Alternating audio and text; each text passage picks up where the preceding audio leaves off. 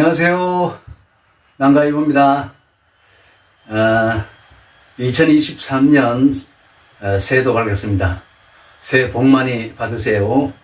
자, 올해도 여러분들 가정에 건강하시고 또 기촌 준비하시는 분들 또 많은 정보와 또 좋은 땅, 좋은 집, 빈집 많이 소개해 보기를 저도 기대합니다. 오늘은 여러분들하고 그냥 이렇게 대담이나 하고 잡담이나 하는 시간을 가져보겠습니다. 인생 얘기, 제 과거 얘기, 뭐 집안 얘기, 뭐든지 생각나는 대로 그냥 재밌게 얘기를 한번 해볼까 합니다. 자, 배경은 역시 우리 난가의 집 앞마당을 배경으로 하겠습니다. 여러분 다시 한번 새해 복 많이 받으세요. 윤재시님 안녕하세요.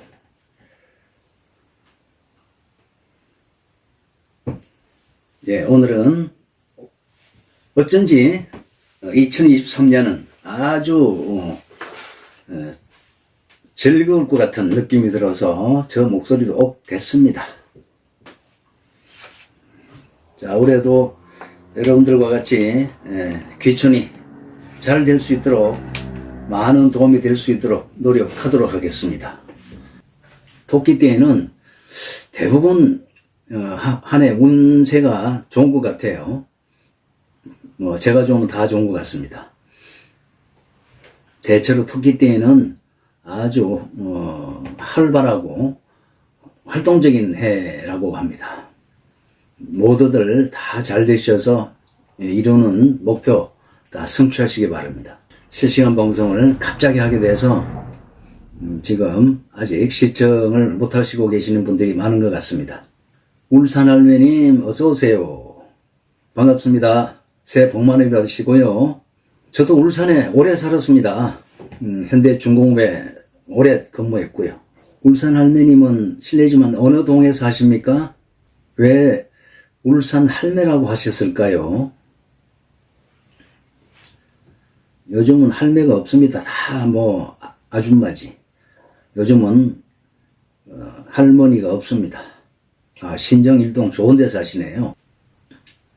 울산 할매님은 지금 뭐 하시고 계세요? 손주만 태어나면 할매가 되는군요. 손주가 이쁘시겠습니다. 신정동에 사시면 어디 아저씨가 어디 근무하셨나? 회사 같으면 현대중공업은 아닌 것 같기도 하고 석유단지인가요? 석유화학단지인가? 지금 작년에 매매라든지 빈집 매매라든지 그 다음에 무상임대 이런 것들이 물론 무상임대는 거의 확정이 됐습니다만 아주 조건 좋은 빈집 매매 이런 거는 땅이나 집은 아직 몇 군데 남아 있습니다. 정말 제가 볼 때는 좋은 조건인데 그 임자가 안 되나 봅니다. 예, 사업을 하셨네요. 울산 할매장님. 울산에서 사업을 하시면 뭘 했을까요? 저도 울산에서 사업을 오래 했습니다. 무상임대도 그렇지 빈집, 시골 빈집 자체가 지금 매일 전화를 제가 받고 있는데요. 빈집이 아예 없나 봅니다. 제가 지금 이렇게 찾는데도 어려운데 저야 일일이 이장님들하고 협의해서 이렇게 하나씩 이렇게 찾아냅니다만은 개인들이 보기에는 거의 없다고 보면 되겠죠. 요 시급 같으면 식당을 하셨다는 건데 돈은 많이 벌으셨는지 모르겠습니다. 울산도 옛날하고는 너무 많이 변해가지고 아주 옛날 제가 떠날 때 1990년도 1998년도, 9년도 그때 떠났는데 완전히 달라졌대요. 너무 달라졌습니다, 울산이. 아마 올해는 구례의 빈집이 작년보다는 여건이 나아질 것 같아요. 왜냐하면 지금 군에서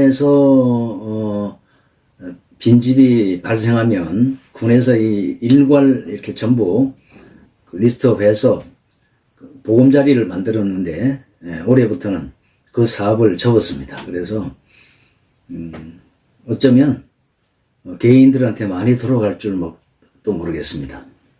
그리고 제가 한 5개월 이렇게 기촌 전문 채널을 운영해 보니까 전국에서 기촌지로서는 아마 구례가 최고인 것 같아요. 제가 살아서 그런 게 아니고 전라남도 쪽도 여러 군데를 갔다가 뭐 다른 데가 좋다고 한 것은 제가 아직까지 못 들었습니다. 구례보다 좋더라 하는 데를 솔직히 들어본 데가 없습니다. 그래서 그리고 또 외지에서 오신 분들도 오자마자 이렇게 눈에 들어오는 비유들이 여기 구리가 제일 낫다 뭐 이렇게 하십니다. 물 좋고 공기 좋고 이건 아마 구례가 제일 나은 것 같기도 해요. 그리고 기타 특히 이렇게 기촌생활을 하다 보면 텃세 이런 부분들이 있는데요. 물론 전국적으로 텃세가 없는 데가 없겠죠. 근데 특히 구례는 제가 볼 때는 그렇습니다. 저도 강원도 영월도 살아봤고 뭐 여러 군데도 이렇게 봐왔지만 정말 구례는 거의 텃세가 없는 것 같습니다. 제가 볼 때는. 물론 뭐 특별하게 뭐 한두 군데는 있을지 모르겠습니다만은 뭐 전혀 없지는 않겠죠. 근데 거의 구례는 텃세가 없는 것 같습니다. 염려 안 하셔도 될 것 같아요. 그렇죠. 코로나 때문에 다들 고생하고 손해도 많이 보고 이제 뭐 손주도 보고 했으니까 이제 뭐 돈 많이 있으면 뭐합니까? 이렇게 뭐 마음 비우고 사시면 최고죠. 손주 보면서 저도 뭐 식당도 해봤습니다만은 뭐 이렇게 저도 운이 좋아서 그런지 지금은 뭐 이렇게 낙원 같은 느낌을 가지고 살고 있습니다만 뭐 솔직히 낙원이라고 생각합니다. 저는 이 귀촌이라는 것이 사실은 다들 이렇게 쉽게 생각하시는 분들도 많습니다. 근데 이 뭐 돈 없으면 귀촌해야지, 어려우면 귀촌해야지, 아이고 촌에 가면 더 편하게 살 수 있지 않을까, 뭐 생활비도 안 들고 좋지 않을까, 뭐 이렇게 생각하십니다만 많이 틀리는 부분이 있습니다. 오시기 전의 생각과 오시면 다른 부분이 있는데요. 이 귀촌은 한마디로 쉬러 오는 것입니다. 절기로 오는 것이죠. 귀농은 솔직히 말해서 개고생하러 오는 데입니다. 이게 하늘과 땅 차이죠. 귀촌과 귀농은 정반대입니다. 차라리 귀농이면 몰라도 귀촌은 정말 어렵다는 거. 오히려 귀농이 쉽습니다. 근데 귀농은 왔다가 거의 되돌아가죠. 근데 귀촌은 일단 귀촌하신 분들은 돌아가지 않습니다. 울산 할매님 뭐 어차피 구례 오신다면 뭐 다 거기니까요.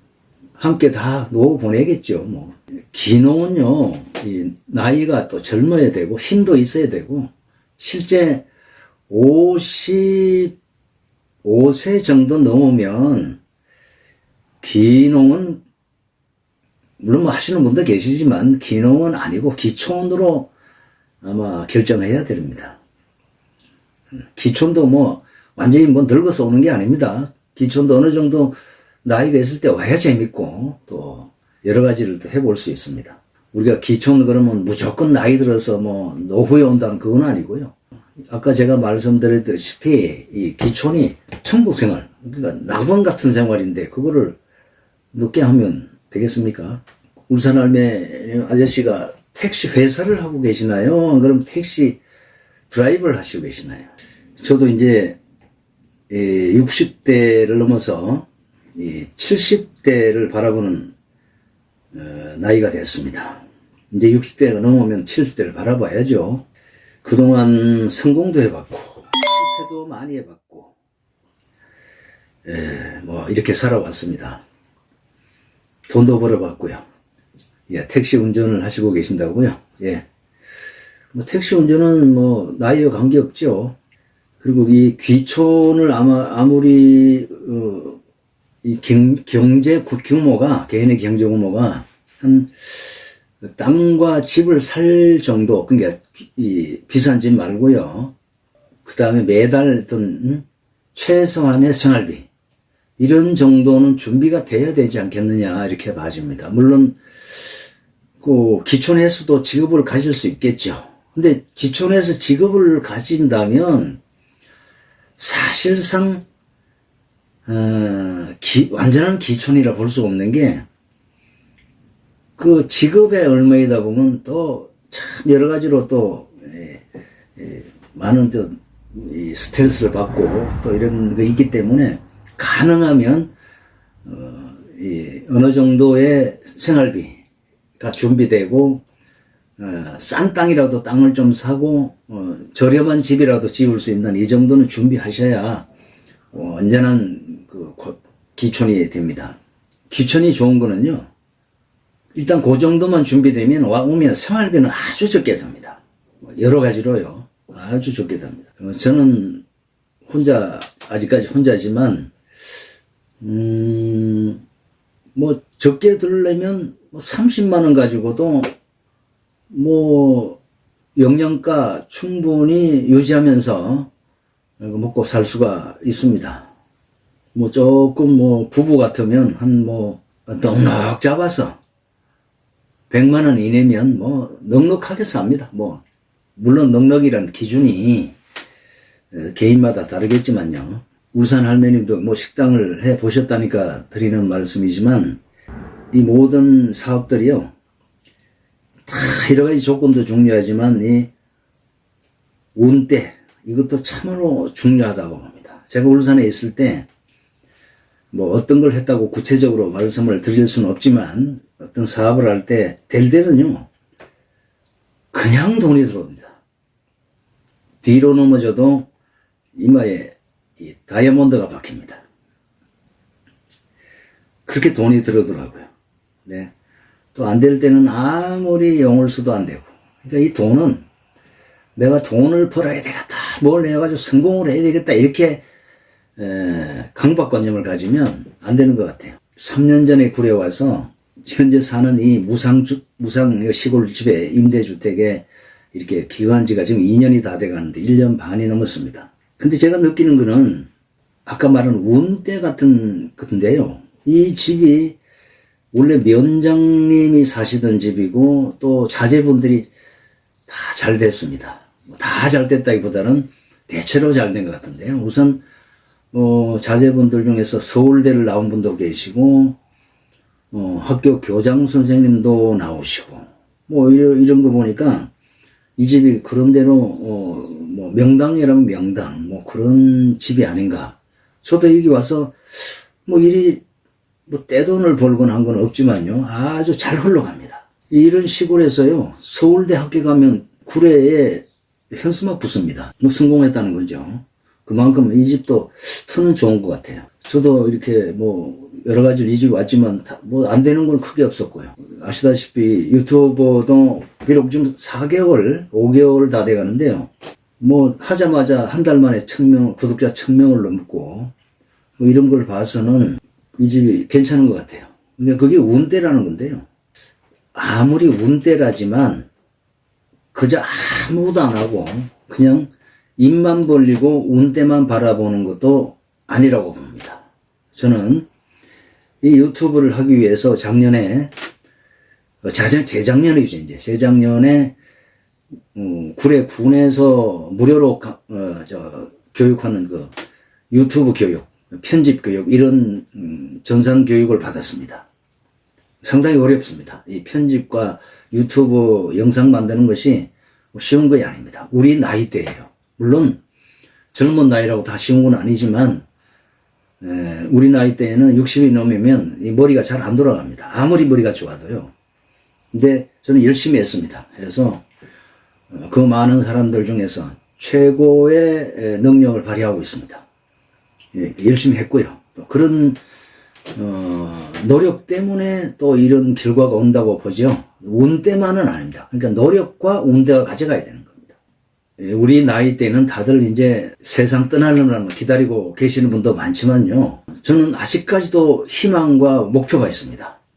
저는 뭐 아직까지 저는 자식이 일단 저한테는 없습니다. 제 목표를 아직까지 열심히 이루도록 노력하고 있습니다. 그렇다 해서 뭐 아무 노력도 없이 어떤 목표를 가지고 희망을 가지고 있는 것은 아닙니다. 저는 또 그동안 한 10년에 걸쳐서 열심히 저작 활동을 해서 제가 SF 장편 소설을 탈고를 했습니다.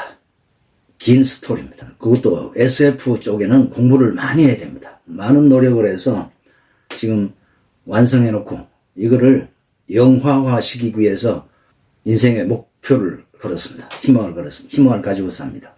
아까도 제가 말씀드렸지만 아무리 운때라지만 노력 없이는 운때도 오지 않습니다.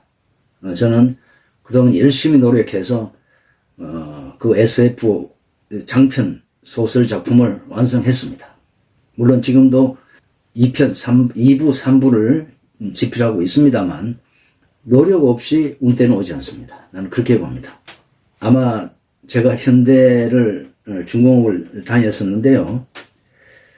그때 이런 생각을 했습니다. 다른 친구들은 자식을 놓고 다 살면서 지금 은퇴를 하고 손주를 보면서 살고 있는데요. 실제 저는 그랬습니다. 내가 자식을 만약에 목표로 살았더라면 지금 뭐 똑같이 이렇게 저도 아무 희망도 없고 목표도 없이 그냥 손주나 보고 살아가는, 저는 그게 싫었더라고요. 저는 제 목표를 이루기 위해서, 물론 어떤 분은 이기주의를 하겠지만 남한테 피해를 주지 않는 것은 이기주의 아니라고 봅니다. 죽기 전까지 제 작품이 영화되는 것을 보고 죽기를 원합니다. 그래서 코로나 때문에 조금 주춤했는데요. 물론 유튜브를 열심히 하면서 제 작품이 영화될 수 있도록 모든 노력을, 이제 코로나가 조금 주춤해지면 제가 열심히 하지 않을까 이렇게 생각합니다. 그래서 뭐 그게 또 제가 영화를 또 했습니다. 왕년에 영화 일과 드라마 일을 했기 때문에 제가 영화를 모르고 하는 얘기는 아닙니다. 제가 저 소설이 영화가 되면 저는 뭐 흥행에는 자신이 있다고 봅니다. 그리고 지금 유튜브를 하고 있지만 아마 전국에서 귀촌 전문 채널이 여러 군데 있습니다만 저는 자신합니다. 누구보다도 잘하겠다는 자신감. 또 앞으로 이제 5개월 가까이 됐지만 더 열심히 하다 보면 남들하고 다르게 많은 귀촌자들에게 어떤 큰 도움이 되지 않겠냐 봅니다. 왜냐하면 다른 귀촌 빈집 소개하는 채널들을 제가 잘 보지는 않습니다만, 박희망 씨 안녕하세요. 새해 복 많이 받으세요.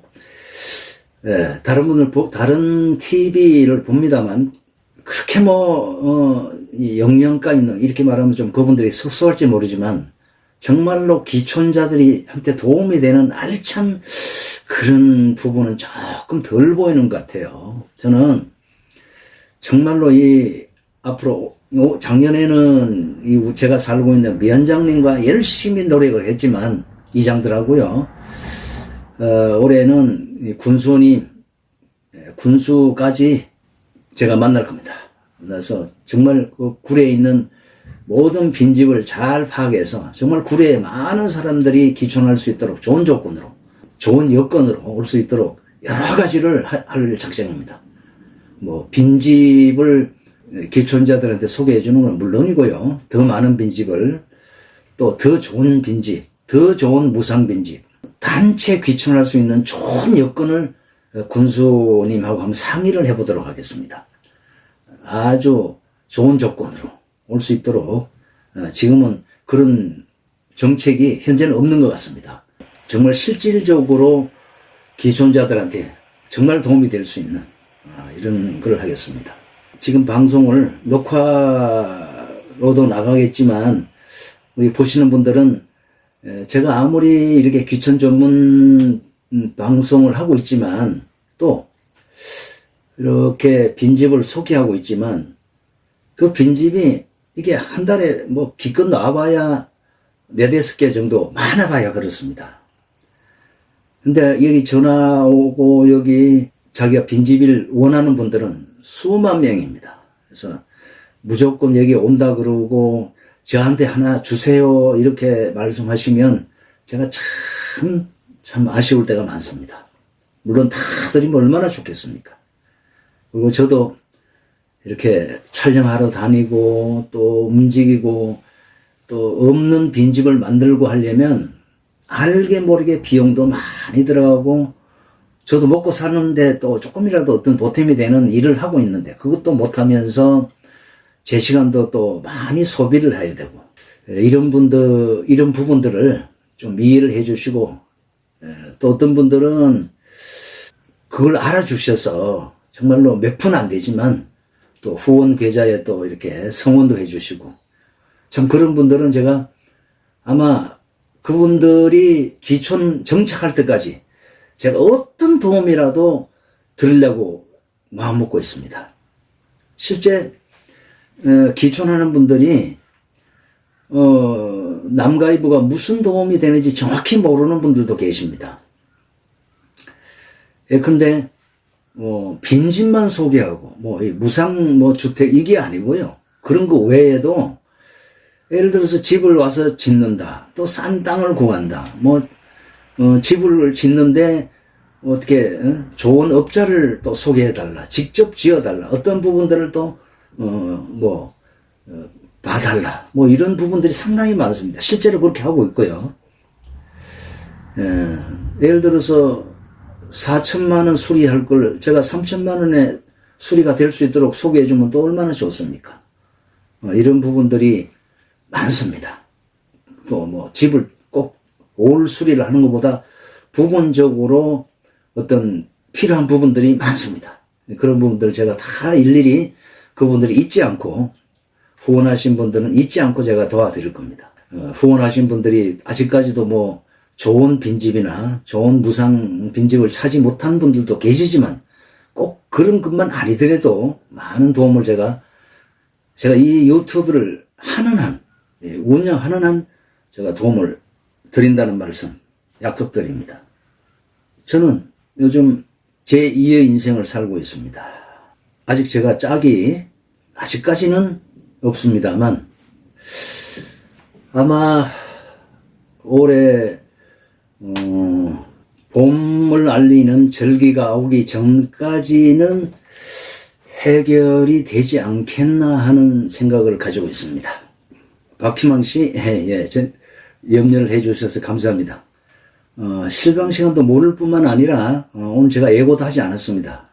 제가 지금 그동안 사실 저는 혼자 살려고 마음 먹은 사람이 아닙니다. 저는 아직까지 부모님이라든지 또 여인이라든지로부터 많은 정을 못 받은 사람이 돼가지고 상당히 정이 그립고 아쉬운 사람인데요. 그래서 조금 저는 마음이 급해왔습니다. 근데 마음이 급하다고 마음대로 되는 건 아닌데 좀 오해를 하시는 분들은 뭘 그렇게 급하게 생각을 하느냐 하시는 분도 계십니다만은 사람마다 사연은 다 다르고 다 있습니다. 저는 급하게 하는 이유가 분명히 있고요. 또 그런 사연이 있습니다. 근데 급하다고 생각하니까 더 안 되는 모양입니다. 공개 구원을 사실상 다른 분들이 이렇게 읊어줘서 몇 달 전에 하긴 했지만 거기에 대한 결과는 없었습니다. 다른 이 스토리들 보면 그런 게 들어있기는 있었디다마는 저한테는 공개 구원으로 해서 결과가 없었습니다. 앞으로도 없을 것 같기도 하고요. 올해는 울산 할머님 아마 제가 아까 말씀드렸다시피 올해 봄이 오는 시작되는 절기 그거는 뭔지 한번 찾아보시면 아시겠지만 아마 그때쯤은 해결이 되지 않을까라고 생각이 듭니다. 또 제2의 인생을 살려면 또 건강해야 됩니다. 그래서 운동을 하는데요. 뭐 여러 가지가 운동이 있습니다. 이 나이가 들면 뭐 근력 운동도 해야 되고 뭐 유산소 운동도 해야 되고 하는데 또 겨울이면 겨울이라고 또 할 수 없는 게 있고 또 여름이면 여름이라고 또 그렇고 저는 가장 좋은 게 108배를 하는 것입니다. 저는 어제 1월 1일 신정을 기해서 108배를 또 시작했습니다. 저는 매해 연초부터 108배를 합니다. 1년에 한 6개월 정도 하고 6개월은 쉽니다. 이게 또 여름철에 하면요 엄청나게 땀이 많이 나서 거의 뭐 진을 뺍니다. 이거는 뭐 방에서도 얼마든지 할 수 있으니까요. 처음에 108배를 하면 상당히 힘이 듭니다. 근데 막상 해보면요 이런 거를 왜 힘들다고 할까 할 정도로 아무것도 아닙니다. 그래서 많은 분들이 이 108배를 시작하시면 좋을 것 같습니다. 뭐 이 미신이랄까 무슨 뭐 이런 거하고 연관되는지는 모르겠지만 제가 108배를 한 몇 년 전부터 했는데요. 뭐가 잘 되는 것 같은 느낌? 근데 저는 108배하고 또 교회 나갑니다. 108배하고 교회 나갔다 왔습니다. 근데 제가 종교가 불교니 뭐 기독교니 뭐 이런 건 없습니다. 다만 교회 나가니까 이렇게 마음이 편해지는 느낌. 또 이 예수님은 우리 인류의 조상이면서 아주 좋은 일을 많이 하신 분입니다. 그건 뭐 틀림없는 사실입니다. 우리가 돌아가신 조상님을 위해서 제사 지는 것과 똑같은 뭐 그런 느낌으로 저는 예수님을 생각합니다. 다만 천국을 간다 뭐 이런 거는 지옥을 간다 이런 거는 제 머릿속에는 없습니다. 천국은 돌아가실 때 편안하게 평소에 죄 안 지으면 죽을 때 편안하게 죽습니다. 죄 많이 지으면 죽을 때 좀 그렇겠죠.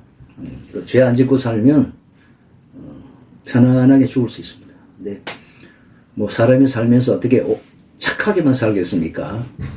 저는 최대한 착하게 죄 안 짓고 살자. 남한테 피해게 주지 말자. 뭐 이렇게 마음 먹고 살아가고 있는 중입니다. 종교라는 것은 저는 완전히 믿고 이런 건 아닙니다. 다만 종교가 필요하다는 건데요. 이 종교가 탄생된 게 기원전이죠. 뭐 오래됐습니다. 뭐 어떤 사람은 기원전 5천년, 만년 뭐 어쩌고 저쩌고 많은데 어쨌거나 기원전입니다. 그것은 그때는 인간들이 법이 없을 때입니다. 우리가 말하는 성문법인데요. 뭐 관습법도 없었겠죠.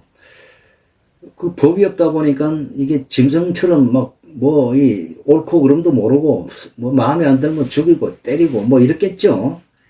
이런 거를 조절할 수 있는 게 또 그러려고 탄생된 게 종교가 아닌가. 그 탄생에 대해서는 제 소설에서 언급을 했습니다만 과학적으로. 근데 일단은 그래서 생겨난 게 아닌가. 그리고 이제 그 사람의 정서를 좋게 하는 이런 데는 종교가 큰 역할을 했습니다. 그래서 제가 예수님은 아주 큰 일을 했다. 저는 이렇게 보는데요. 최근 뭐 이 현대에 와서는 이 종교가 아주 나쁜 방향으로 흘러가는 그 봅니다.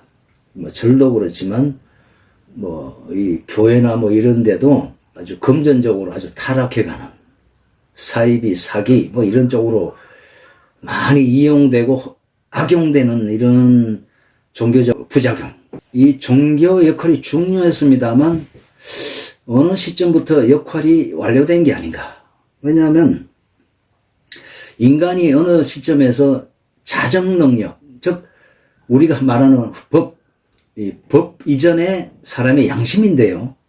인간들의 그 이성적인 자정 능력인데요. 스스로 이게 옳다 그러다를 판별할 수 있는 시대가 이미 왔었습니다. 냉정하게 얘기하면 이미 인간들은 종교라는 역할은 이미 끝났다. 물론 뭐 그게 나쁜 종교가 더 있어서 나쁜 건 아닌데요. 본래 역할만 잘하면. 근데 종교를 빙자해서 온갖 나쁜 일들이 벌어져서 이게 문제지요. 그래서 제가 볼 때는 종교의 역할은 끝났다고 차라리 지금부터 종교가 없어도 스스로 자정하고 통제하고 이성적인 잣대가 주어진다고 봅니다. 그건 제 생각입니다만은 어쨌거나 종교의 부작용이 지금은 심각한 상태라고 봅니다.